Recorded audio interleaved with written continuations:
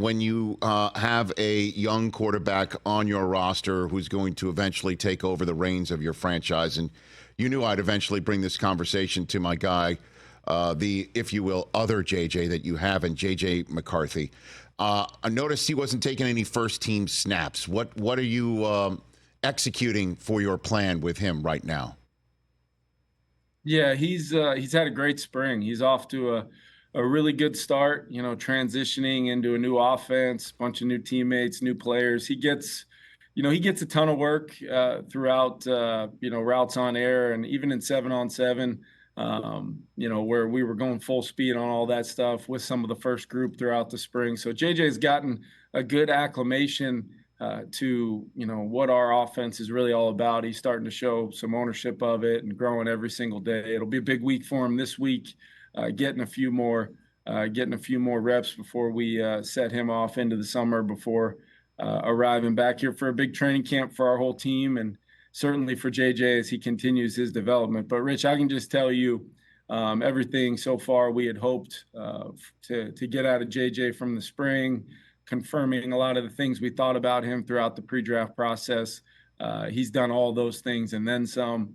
He's been wearing us out at the facilities, working his tail off, and I think he's going to be in a great spot to continue his growth and development, on a really good timeline. Sam Darnold's also had a really good spring, getting acclimated to our offense. So where we're at as a team right now, we feel really fortunate to have the talented group around that quarterback position, both at the skill players with Justin and Jordan Addison, TJ Hawkinson coming back, and adding Aaron Jones was huge for us to pair with Ty Chandler.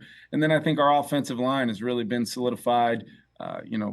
Obviously with the two tackles we have, we bring back Dalton Reisner, who's going to compete like crazy at the guard spot with both Ed and Blake Brendel. And then Garrett Bradbury's been Mr. Reliable for us, in the middle. And anytime you're transitioning at the quarterback position, to have a veteran center to really kind of drive that communication and make sure we're all on the same page.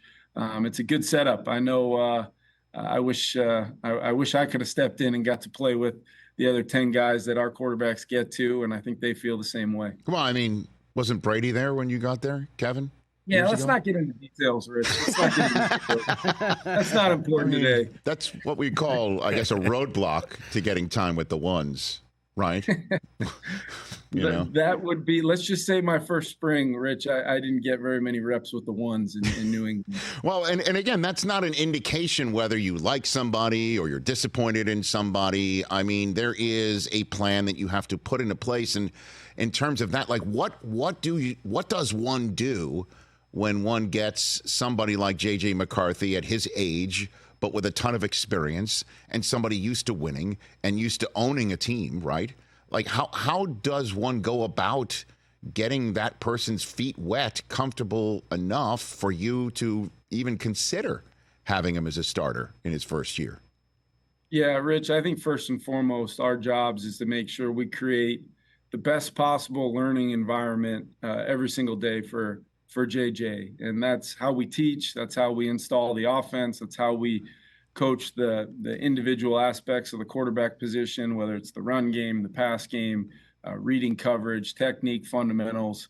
There really is a quarterback school that kind of takes place for our offense. And what I think is the best way to do it is to not completely forget everything that they've done up until this point. I mean, how many times can we apply principles that we saw on tape? We got to know JJ really well pre-draft. Hey, what are the areas where he's most comfortable? And then where are the areas where we want to make sure that he feels challenged on a daily basis? Because it's got to be the perfect combination of really challenging him, exposing him to some of the difficulties that will be out in front of him that he can then identify and go attack, while also making sure that we're maintaining the confidence in a player that has a lot of it, and rightly so. The guy's won at every level he's ever been at. He's coming off a national championship and playing the quarterback position at a high level. So it's a good balance of both, knowing that it's still just as May and June as we work towards the end of this offseason program. And we're going to have a competitive training camp,